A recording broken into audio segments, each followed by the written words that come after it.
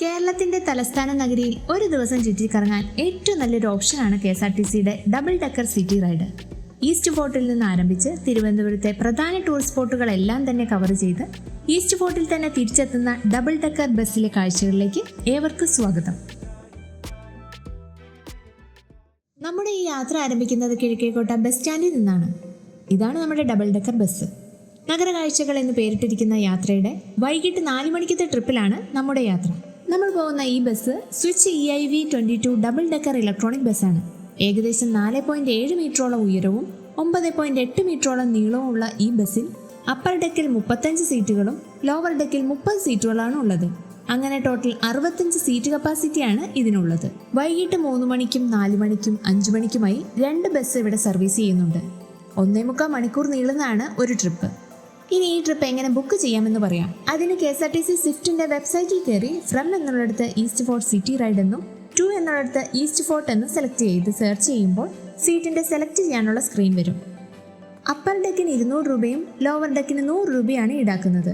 അങ്ങനെ seat select ചെയ്ത് next ടൈമും കൂടി സെലക്ട് ചെയ്താൽ പേയ്മെന്റ് ചെയ്യാവുന്നതാണ്. അങ്ങനെ 4 മണിയോടുകൂടി തന്നെ നമ്മുടെ ട്രിപ്പ് സ്റ്റാർട്ട് ചെയ്തു. ഇനി ഈ ട്രിപ്പിന്റെ റൂട്ട് പറയുവാണെങ്കിൽ കിഴക്കേക്കോട്ടയിൽ നിന്ന് ആരംഭിച്ച് പാളയം വഴി മ്യൂസിയത്തിലെത്തി അവിടെ നിന്ന് കവടിയാർ കൊട്ടാരത്തിൻ്റെ ഫ്രണ്ട് വരെ പോയി തിരിച്ച് പാളയം വന്ന് എയർപോർട്ട് വഴി ശംഖുമുഖം ബീച്ചിലെത്തി അവിടെ നിന്ന് ലുലു വരെ പോയി തിരിച്ച് സ്റ്റാൻഡിലേക്ക് എത്തുന്ന ഒരു റൗണ്ട് ട്രിപ്പാണ് സെറ്റ് ചെയ്തിരിക്കുന്നത്. അങ്ങനെ നമ്മുടെ ഈ ട്രിപ്പിൻ്റെ ആദ്യത്തെ സ്പോട്ടായ പത്മനാഭസ്വാമി ക്ഷേത്രമാണ് ഈ കടന്നു പോകുന്നത്. അവിടെ നിന്ന് കിഴക്കേക്കോട്ട കഴിഞ്ഞ് പഴവങ്ങാടി ഭഗവതി ക്ഷേത്രത്തിന് മുമ്പിലൂടെയാണ് ഇപ്പോൾ നമ്മുടെ ബസ് പോകുന്നത്. നമ്മുടെ ബസ് ഓരോ സ്ഥലത്തെത്തുമ്പോഴും അതിൻ്റെ പ്രത്യേകതകൾ കണ്ടക്ടർ സാർ അനൗൺസ്മെൻറ്റിലൂടെ പറഞ്ഞു തരുന്നതുകൊണ്ട് ഒത്തിരി യൂസ്ഫുൾ ആയിരുന്നു. പിന്നൊരു കാര്യം, റൂഫ് ഇല്ലാത്തത് കൊണ്ട് തന്നെ ഏത് സീറ്റ് സെലക്ട് ചെയ്താലും അപ്പർ ഡെക്കിൽ നന്നായി കാഴ്ചകൾ കാണാനാവും. ഇംഗ്ലീഷ് പഠനത്തിനായി ആദ്യമായി ആരംഭിച്ച സ്കൂളാണ് ശ്രീമൂലവിലാസം സ്കൂൾ, SMVS സ്കൂൾ.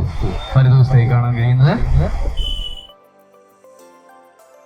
ഈ ലെഫ്റ്റിലായി കാണുന്നത് 1889 തിരുവിതാംകൂർ രാജകുടുംബമായ ശ്രീ മൂലം തിരുനാൾ രാമവർമ്മ സ്ഥാപിച്ച ഇന്ത്യയിലെ ഏറ്റവും പഴക്കമുള്ള തിരുവനന്തപുരം ഗവൺമെൻറ് ആയുർവേദ കോളേജാണ്.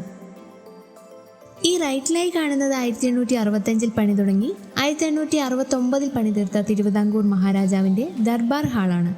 അന്നത്തെ ഔദ്യോഗിക സമ്മേളനങ്ങൾക്കും കൂടിക്കാഴ്ചകൾക്കും സ്വീകരണങ്ങൾക്കുമായിരുന്നു ഈ ഹാൾ ഉപയോഗിച്ചിരുന്നത്. ഇന്ന് ഇത് മുഖ്യമന്ത്രിയുടെയും മറ്റു വകുപ്പ് തല മന്ത്രിമാരുടെയും ഓഫീസായി പ്രവർത്തിക്കുകയാണ്. ഇടതുവശത്തായി കേരള യൂണിവേഴ്സിറ്റി കോളേജാണ് കാണാൻ കഴിയുന്നത്.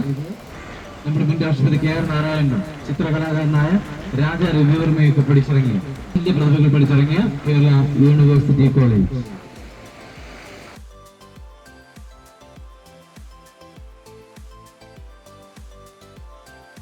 ഈ റൈറ്റ് സൈഡിലായിട്ട് കാണുന്ന ബിൽഡിംഗ് ആണ് തിരുവനന്തപുരത്തെ ആദ്യത്തെ മാളെന്ന് വിശേഷിപ്പിക്കുന്ന ബിൽഡിംഗ്. ഈ ബിൽഡിങ്ങിന് പുറകിലായിട്ടുള്ളത് പാളയം മാർക്കറ്റ് എന്നറിയപ്പെടുന്ന കന്നിമേരി മാർക്കറ്റാണ്. 1857 ശ്രീ ഉത്രാടം തിരുനാളാണ് ഇത് പണി കഴിപ്പിച്ചത്. അതിന് ഓപ്പോസിറ്റായി കാണുന്നത് തിരുവിതാംകൂർ ദേവസ്വം ബോർഡിൻ്റെ വിനായക ക്ഷേത്രമാണ്.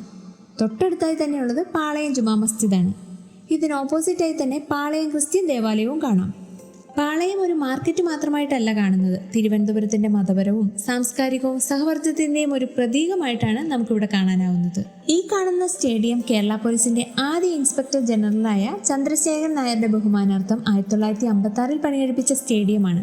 ചന്ദ്രശേഖരൻ നായരുടെ സ്റ്റേഡിയവും R ശങ്കറിന്റെ പ്രതിമയും കഴിഞ്ഞ് നമ്മൾ എത്തുന്നത് നിയമസഭാ മന്ദിരത്തിന് മുന്നിലേക്കാണ്. ഈ കാണുന്ന കേരള നിയമസഭാ മന്ദിരത്തിലാണ് സ്പീക്കറുടെ വസതികളും MLA മാരുടെ ഓഫീസുകളും പ്രവർത്തിക്കുന്നത്. അതിന് തൊട്ട് റൈറ്റ് സൈഡിലായിട്ട് നേതാജി സുഭാഷ് ചന്ദ്രബോസിന്റെ പ്രതിമയാണ് ഇപ്പോൾ നമ്മൾ കടന്നു പോകുന്നത്. അങ്ങനെ തിരുവനന്തപുരത്തിന്റെ മസ്കറ്റ് ഹോട്ടലും CSI ചർച്ചും കഴിഞ്ഞ് നമ്മൾ നഗരസഭാ കാര്യാലയത്തിന് മുന്നിലൂടെയാണ് പോകുന്നത്.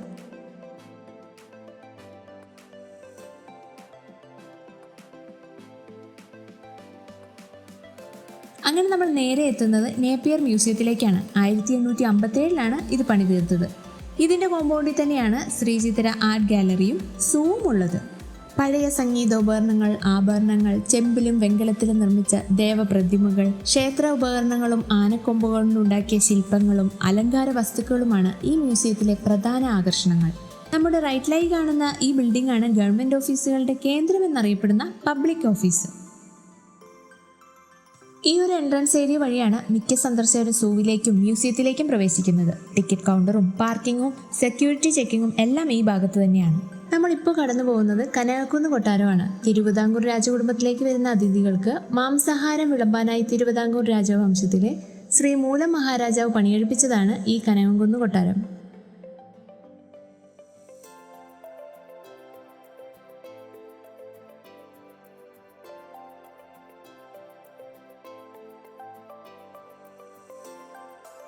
ആ കാണുന്ന ബിൽഡിംഗ് എവിടെയെങ്കിലും കണ്ടതായി തോന്നുന്നുണ്ടോ?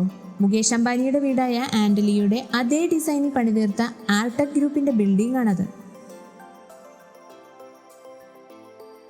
ഈ കാണുന്നത് തിരുവിതാംകൂർ അതിഥികളുടെ പാലസ് ഗസ്റ്റ് ഹൗസ് ആണ്. 1829 ഇത് പണി കഴിപ്പിച്ചത്. ഇന്ന് ഇത് ഗവർണറുടെ ഔദ്യോഗിക വസതിയായ രാജ്ഭവനാണ്. മന്ത്രിമാരൊക്കെ രാജിക്കത്ത് സമർപ്പിക്കുന്നത് ഇവിടെയാണ്. അങ്ങനെ നമ്മൾ കവടിയാർ കൊട്ടാരത്തിന് മുന്നിലെത്തി. 1931 ശ്രീ ചിത്തിര തിരുനാൾ ബാലരാമവർമ്മ രാജാവാണ് ഇത് പണി കഴിപ്പിച്ചത്. ഇന്നും രാജകുടുംബത്തിലെ അംഗങ്ങൾ ഇവിടെ താമസിക്കുന്നത് മൂലം അന്യർക്ക് പ്രവേശനമില്ല. കൊട്ടാരത്തിന്റെ ഗേറ്റിന് മുമ്പിൽ നിന്ന് നമ്മുടെ ബസ് തിരിക്കുകയാണ്. പാളയം വഴി ശംഖുമുഖത്തേക്കാണ് ഇനി പോകുന്നത്. കൂടാതെ കവടിയാർ കൊട്ടാരത്തിന്റെ ഗേറ്റിനോട് ചേർന്ന് സ്വാമി വിവേകാനന്ദന്റെ ഒരു പാർക്കും അദ്ദേഹത്തിന്റെ ഒരു സ്റ്റാച്ചുവും കാണാം.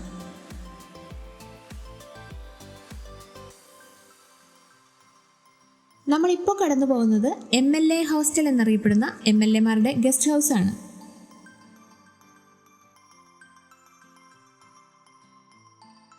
തുടർന്ന് നമ്മൾ വയലാർ രാമവർമ്മയുടെ ശില്പവും കേരള വാട്ടർ അതോറിറ്റിയുടെ കാര്യാലയവും ക്യാപ്റ്റൻ ലക്ഷ്മിയുടെ പാർക്കും കഴിഞ്ഞ് ബസ് മുന്നോട്ട് പോവുകയാണ്.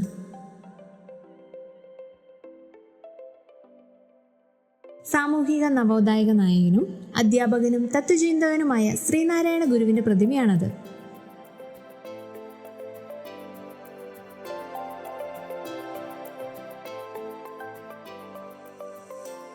കേരളത്തിലെ ഏറ്റവും വലിയ ലൈബ്രറിയും ഇന്ത്യയിലെ തന്നെ ആദ്യത്തെ പബ്ലിക് ലൈബ്രറി എന്ന് വിശേഷിപ്പിക്കുന്ന സ്റ്റേറ്റ് സെൻട്രൽ ലൈബ്രറിയുടെ മുന്നിലൂടെയാണ് ഇപ്പോൾ നമ്മൾ പോകുന്നത്.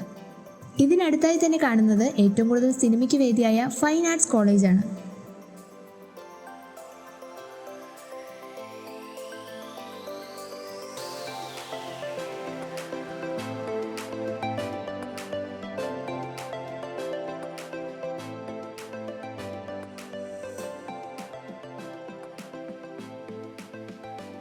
പെരിയാർ, പമ്പ, നിള, കാവേരി അങ്ങനെ നദികളുടെ പേരിൽ അറിയപ്പെടുന്ന MLA മാരുടെ ഹോസ്റ്റലാണ് വലതുവശത്തായി കാണുന്നത്.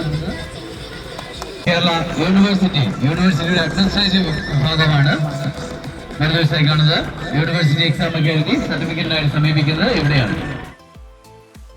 ഇവിടെ നേരെ പോകുന്നത് എയർപോർട്ട് റോഡിലേക്കാണ്. ക്ഷേത്ര ഉത്സവവുമായി ബന്ധപ്പെട്ട് ഒരു ഇന്റർനാഷണൽ എയർപോർട്ട് അടച്ചിടുന്നുണ്ടെങ്കിൽ അത് ലോകത്ത് അത്തരമൊരു എയർപോർട്ട് തിരുവനന്തപുരം എയർപോർട്ട് മാത്രമായിരിക്കും. 363 ദിവസവും പൊതുജനങ്ങൾക്കും 2 ദിവസം ശ്രീ പത്മനാഭസ്വാമിക്കും എന്ന് പണ്ടേ പറഞ്ഞിരുന്നു അത്രേ. അത് ഇന്നും തുടരുന്നു. 1935 ശ്രീ ചിത്തിര തിരുനാൾ മഹാരാജാവാണ് ടാറ്റ എയർലൈൻ്റെ സഹായത്തോടെ ആദ്യമായി എയ്റോപ്ലെയിൻ തിരുവനന്തപുരത്ത് എത്തിച്ചത്. ഈ കാണുന്നതാണ് തിരുവനന്തപുരം എയർപോർട്ടിലെ flight maintenance area. Especially air ഇന്ത്യയുടെ യൂണിറ്റാണിത്. ബോയിങ് 737 വിമാനങ്ങളുടെ സർവീസാണ് പ്രധാനമായും ചെയ്യുന്നത് ഇവിടെ.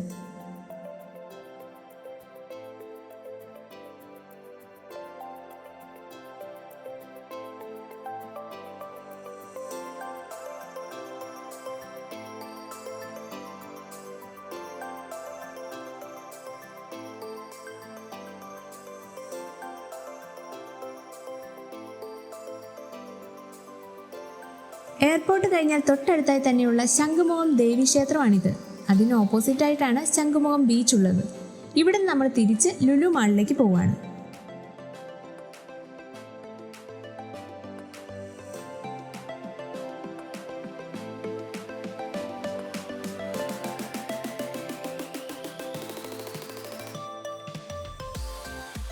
കഴിഞ്ഞ ഇന്ത്യ പാക് യുദ്ധത്തിന് ഉപയോഗിച്ച സൂപ്പർസോണിക് ക്രൂയിസ് മിസൈലായ ബ്രഹ്മോസ് മിസൈലിന്റെ ഭാഗങ്ങൾ ഉണ്ടാക്കിയ ബ്രഹ്മോസ് എയ്റോസ്പേസ് ട്രിവാൻഡ്രം ലിമിറ്റഡ് ആണിത്.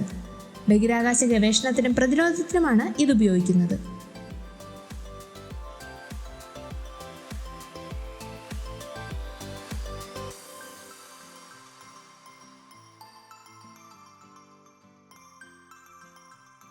കേരളത്തിലെ ഏറ്റവും വലിയ ഷോപ്പിംഗ് മാളായ ലുലു മാളിന്റെ മുമ്പിലേക്കാണ് ഇനി നമ്മൾ പോകുന്നത്. 3 നിലകളിലായി ഏകദേശം 2.2 മില്യൺ സ്ക്വയർ ഫീറ്റിലാണ് ഈ ബിൽഡിംഗ് നിർമ്മിച്ചിരിക്കുന്നത്. 300-ലധികം ദേശീയവും അന്തർദേശീയവുമായ ഔട്ട്ലെറ്റുകളുള്ള ഇവിടെ 3800ഓളം കാറുകൾക്ക് പാർക്കിംഗ് ചെയ്യാനുള്ള സൗകര്യവും ഉണ്ട്. ലുലുമാൾ കഴിഞ്ഞ് നമ്മൾ എത്തുന്നത് ആക്കുളം ഭാഗത്തേക്കാണ്. ഇവിടെ വരെയാണ് നമ്മുടെ ട്രിപ്പ് ഉള്ളത്. ഇവിടെ നമ്മൾ തിരിച്ചു പോവുകയാണ്. ശാന്തമായ ഈ ആക്കുളം കായലിന്റെ ഭംഗി ആസ്വദിച്ചാണ് ഇനിയുള്ള നമ്മുടെ യാത്ര. ബോട്ടിംഗ് സൗകര്യവും മറ്റും ഇവിടെ ഉള്ളതുകൊണ്ട് നല്ലൊരു ഫാമിലി പിക്നിക് സ്പോട്ടാണിത്. കേരളത്തിന്റെ തലസ്ഥാനമായ തിരുവനന്തപുരത്ത് എന്തെങ്കിലും ആവശ്യത്തിനോ അല്ലെങ്കിൽ വെറുതെ ഒന്ന് കാണാനൊക്കെ വരുമ്പോൾ നഗരത്തിന്റെ സാംസ്കാരിക കാഴ്ചകളൊക്കെ 1.25 മണിക്കൂർ കൊണ്ട് കണ്ടുപോകാൻ പറ്റിയ ഏറ്റവും നല്ലൊരു ഓപ്ഷനാണ് KSRTCയുടെ ഡബിൾ ഡെക്കർ സിറ്റി റൈഡ്. അങ്ങനെ നമ്മൾ പത്മനാഭസ്വാമി ക്ഷേത്രത്തിന് മുന്നിലൂടെ ഈസ്റ്റ് ഫോർട്ടിലേക്ക് 5:45 തിരിച്ചെത്തി.